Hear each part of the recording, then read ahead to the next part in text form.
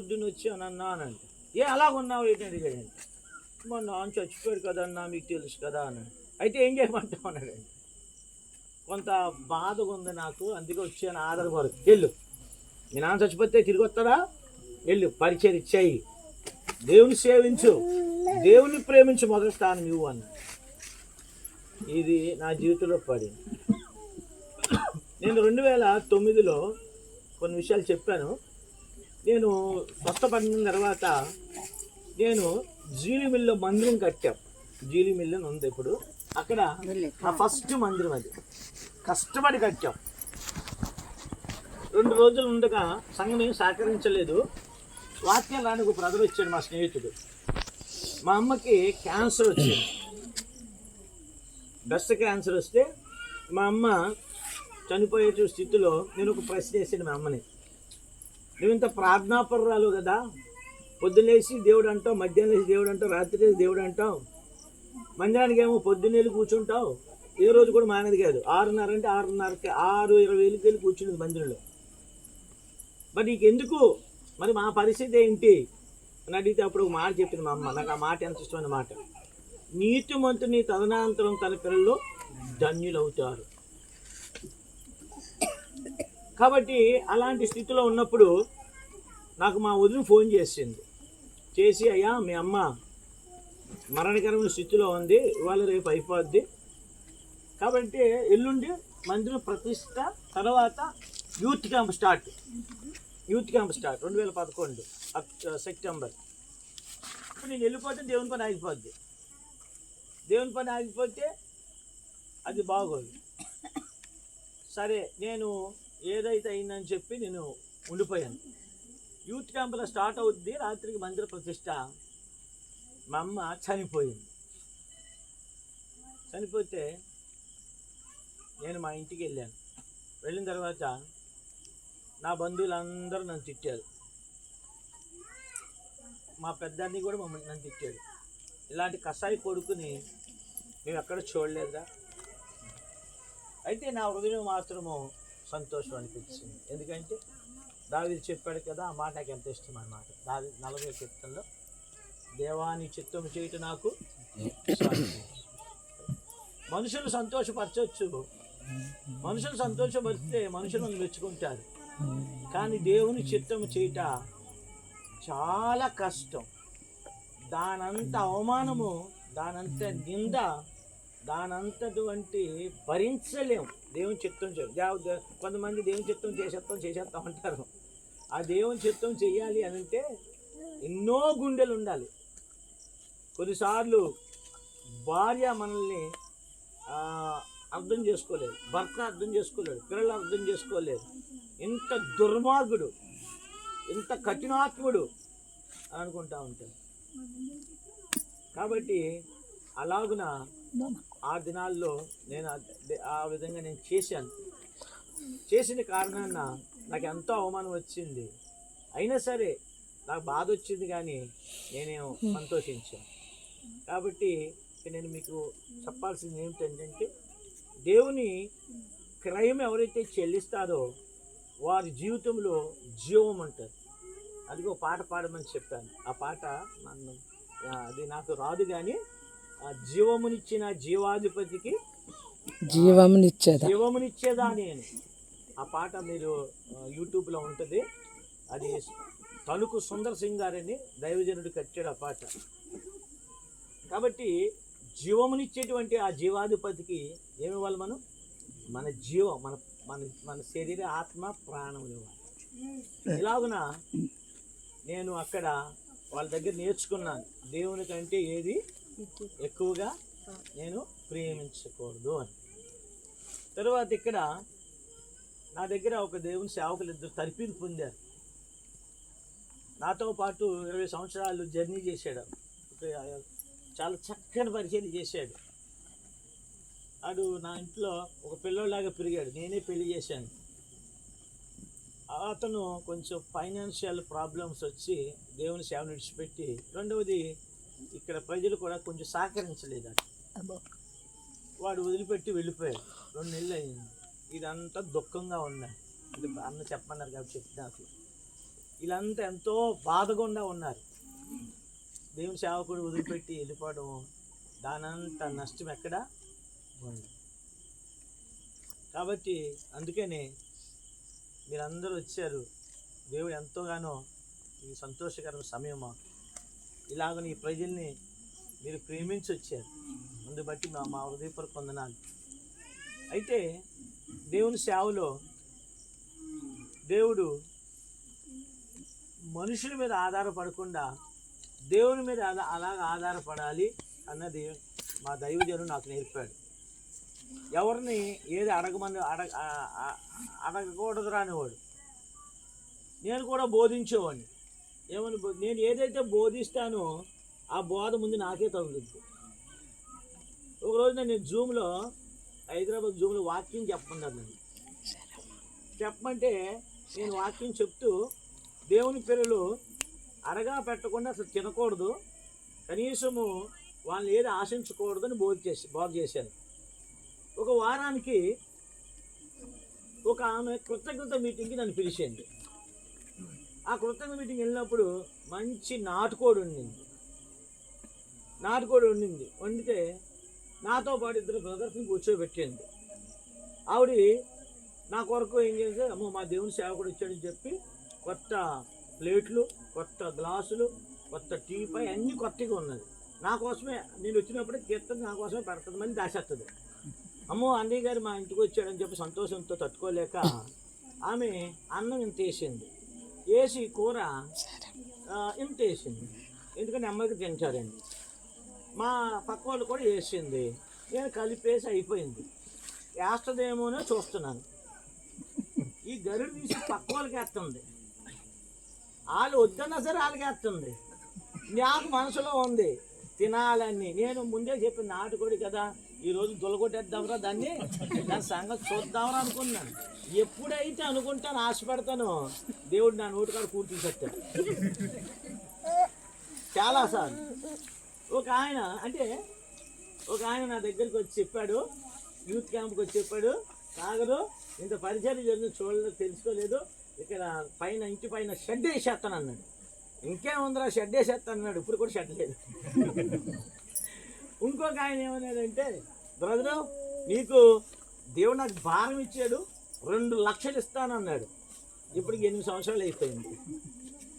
ఇంకొక ఆయన అన్నాడు, నాది 5 ఎకరాల పొలము సమస్యలో ఉంది, నువ్వు నా కోసం ప్రార్థన చేస్తే డబల్ దశ భాగం ఇస్తానన్నాడు.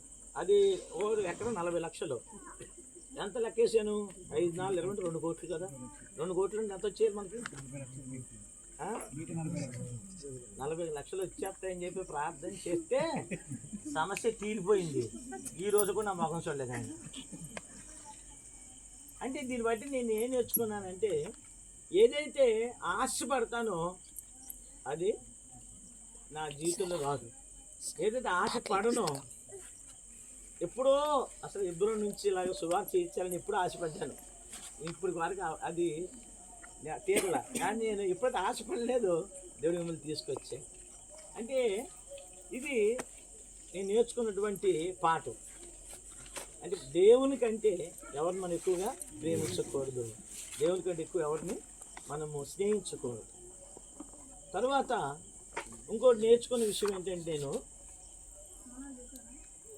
నేను కూడా 2017 వచ్చే వరకు కూడా ఎవరైనా ఏదన్నా మాట అన్నారనుకోండి, తిరిగి అనేసేవాడిని.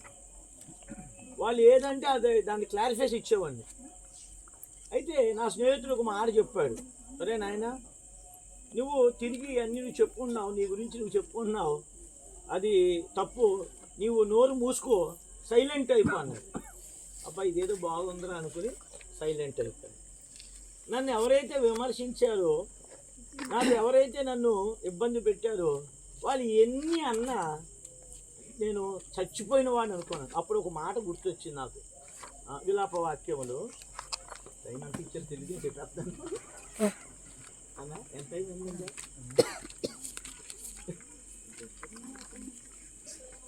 మనకి మైక్ లేదు కదండి, మైక్ లేదులేండి, కానీ మైక్ వచ్చేస్తుంది కదా. 20 minutes ఉందా? Very good. 20 minutes వరకు ఉండదులేండి. విలాప వాక్యములు 3వ అధ్యాయం.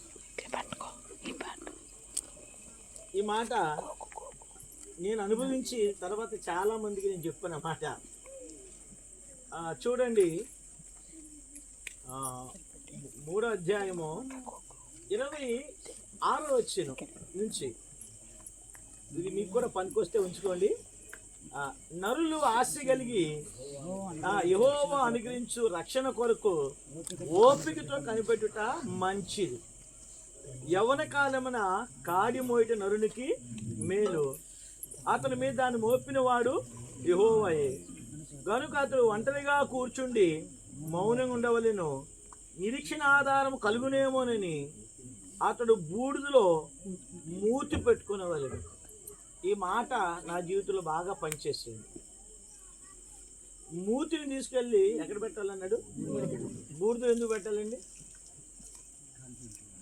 అమ్మా? వినపట్లేదు నాకు. నోరు తెలిసామనుకోండి ఏమొద్ది? బూడిద వెళ్ళిపోద్ది లోపల. కాబట్టి తర్వాత ఆ దినాల్లో జాక్ పూనియన్ గారు వాక్యం చెప్తా ఉన్నప్పుడు కొన్ని వాక్యాలు విన్నాను. దైవజనుడు భక్తి సింగ్ గారు ఆయనకి సలహా ఇచ్చాడు.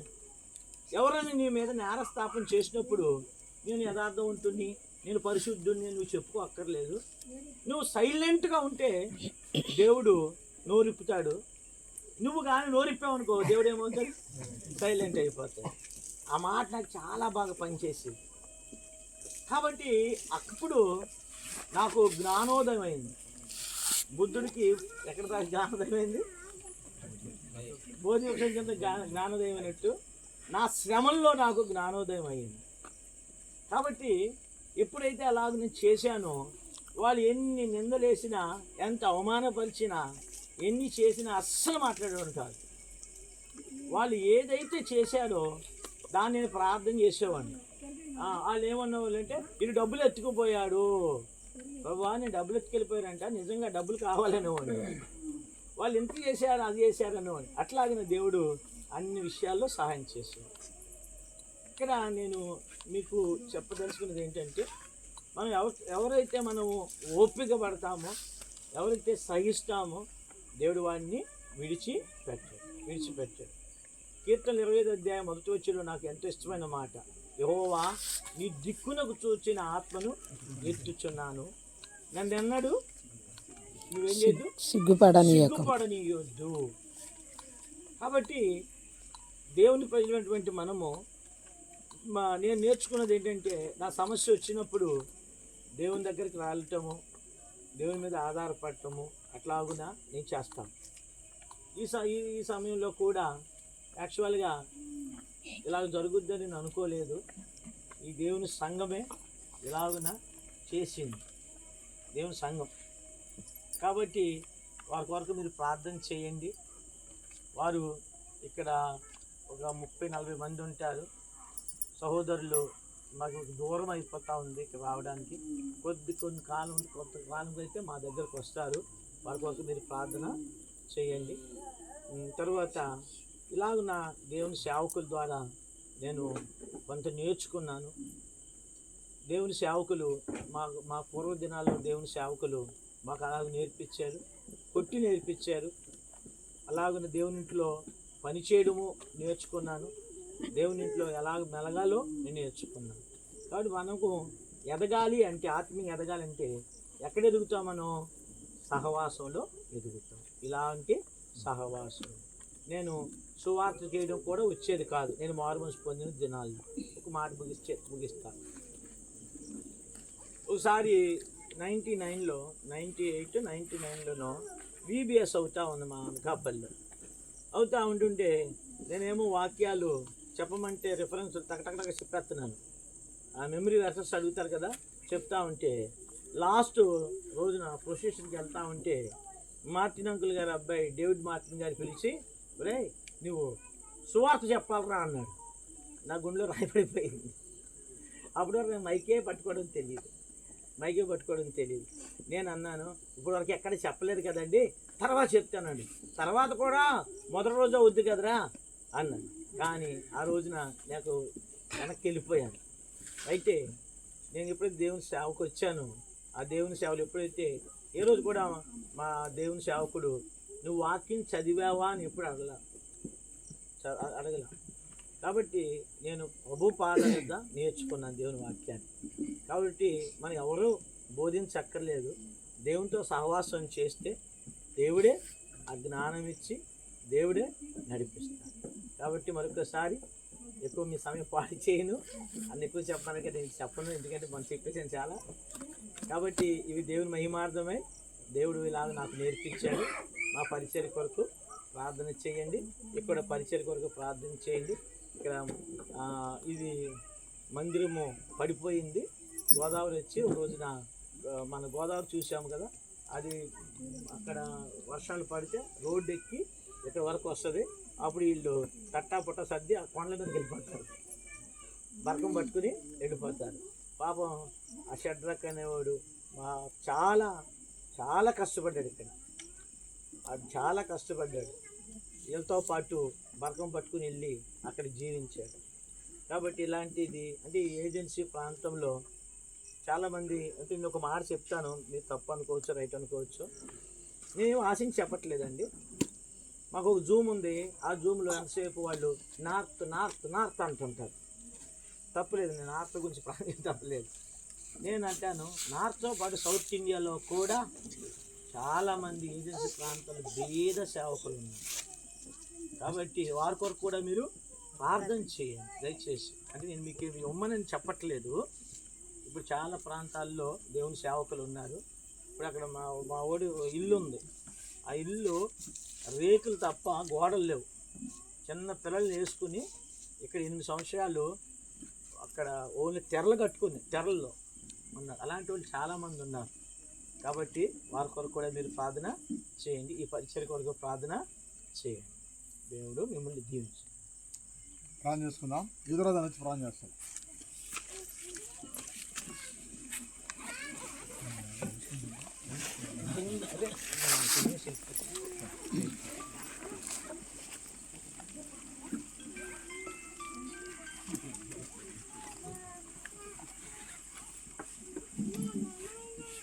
ప్రేమ కలిగిన పరలోకపు తండ్రి యేసుక్రీస్తు ప్రభువా, సాయంకాల సమయంలో మీ పాదముల వందనములు స్తుతులు స్తోత్రాలు చెల్లిస్తున్నాం.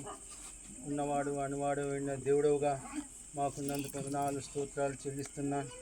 ప్రభా, మీ కనికరము దయ దీర్ఘశాంతం విస్తారమైన కృపా శిక్షణ కలిగిన దేవుడవుగా మాకున్నందుకు వందనాలు స్తోత్రాలు చెల్లిస్తున్నాం. ఇశ్రాయేలు దేవుడవైన యెహోవా తండ్రి ప్రభా, మీరు స్తుతినందదగిన దేవుడవుగా మాకున్నందుకు వందనాలు స్తోత్రాలు చెల్లిస్తున్నాను.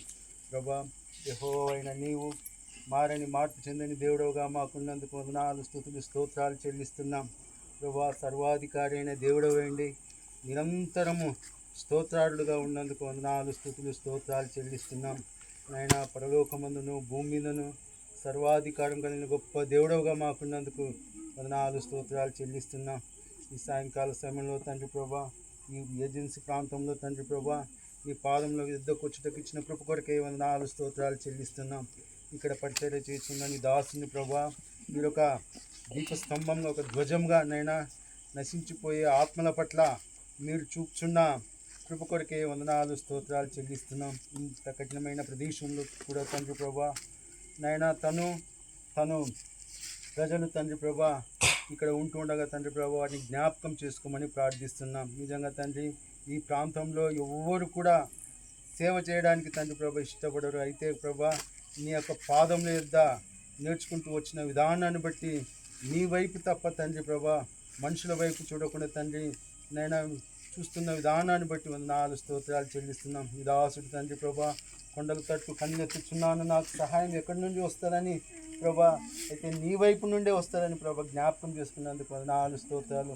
యెహోవా సర్వకాలము విడనాడని మీరు చేసి కృప కొరకే వందనాలు స్తోత్రాలు చెల్లిస్తున్నాం. ఈ ప్రాంత ప్రజలను ప్రేమించి తండ్రి ప్రభా నైనా నీ దాసుడు తండ్రి ప్రభా చేస్తున్న పరిచర్యంతటి జ్ఞాపకం చేసుకోమని ప్రార్థిస్తున్నాం. ప్రభా, నశించిపోయే ఆత్మల పట్ల తండ్రి వీరి ఎడల ప్రభా తను కూడా తండ్రి ప్రభా ఇంతగానో తను కూడా ప్రభా అన్న ఎంతగానో ప్రభా శ్రమ పడుతున్నారు.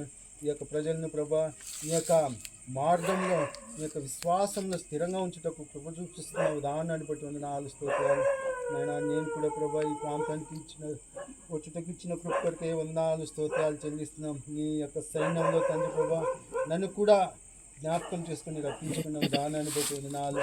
రాబోయే దినాల్లో తండ్రి ప్రభా మేమందరం కలిసి నేను ఒక యోచన చేసి ప్రభా ఇక్కడ నీ యొక్క దాసులను తండ్రి ప్రభా సేవ చేయటకు నైనా ఏదైనా సహాయం చేయటకు కృప చూపించమని ప్రభా నిర్మాణం చేయటకు కృప చూపించమని ప్రార్థిస్తున్నాం. ఈ ప్రాంత ప్రజల్ని ప్రభా మమ్మల్ని ప్రేమించి ఉదయం నుంచి ఇంతవరకు చక్కగా తండ్రి ప్రభా మంచి భోజన సాహసం ఏర్పరిచాడు తండ్రి ప్రభా. దీని దాసులుగా మమ్మల్ని ప్రేమించి నైనా నీ దాసులుగా గిన్నెడు చన్నీళ్ళు ఇస్తేనే ప్రతిఫలం ఇచ్చే దేవుడుగా ఉన్నందుకు వందనాలు స్తోత్రాలు. ఈ ప్రజలను ఆశీర్వదించండి, బలపరచండి. వాళ్ళ చేతుల కష్టార్జితం తండ్రి ప్రభా మీరే 30దంతలుగా 60దంతలుగా 100దంతలుగా చేయమని ప్రార్థిస్తున్నాం.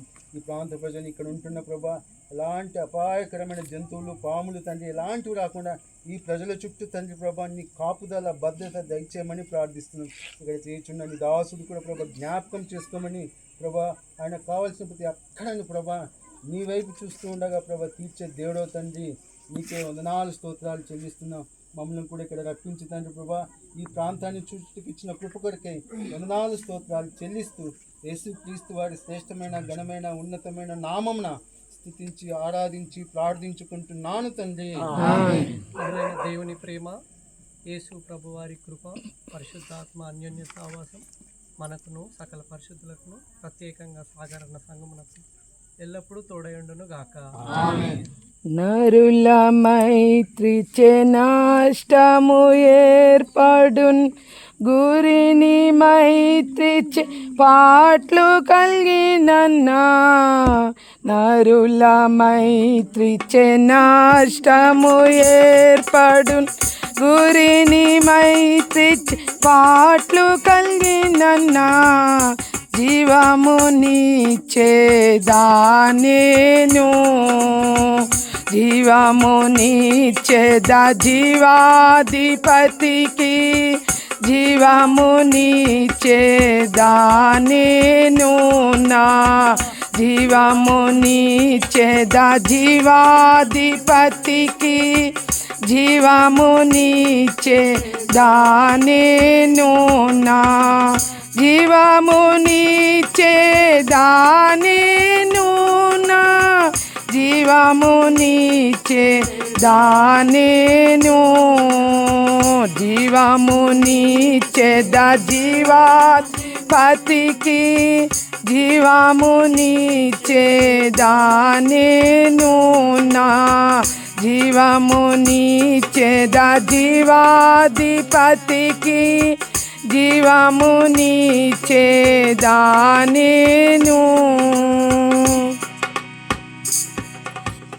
అందరికీ ప్రైజ్ లార్డ్. అన్నప్పుడు మర్చిపోయిన చిన్న ప్రేయర్ రిక్వెస్ట్.